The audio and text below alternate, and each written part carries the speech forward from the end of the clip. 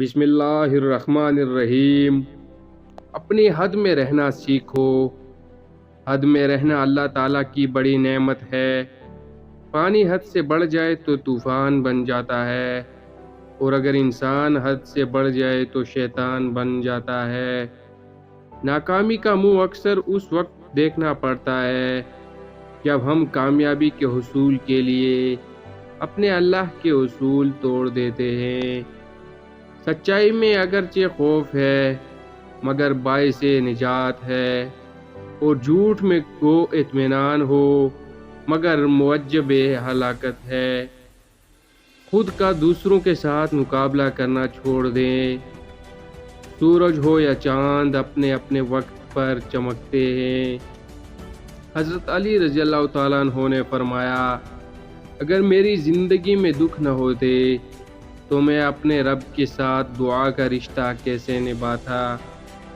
اس شخص کو کوئی نہیں بدل سکتا جس شخص کو اپنے اندر کوئی غلطی نظر نہ آتی ہو۔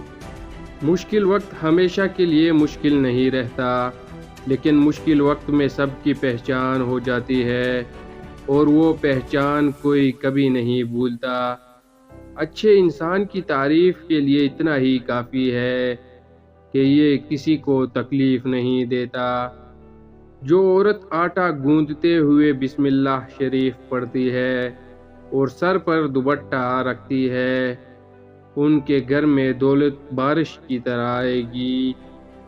سچے لوگوں کو غصہ جلدی آ جاتا ہے، منافق لوگ منہ پر مسکراہٹ اور دل میں غصہ رکھتے ہیں۔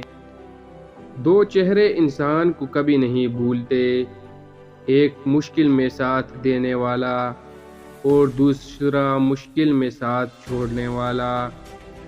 دو چیزیں اپنے اندر پیدا کر لیں، چپ رہنا اور معاف کرنا، کیونکہ چپ رہنے سے بڑا کوئی جواب نہیں، اور معاف کر دینے سے بڑا کوئی انتقام نہیں۔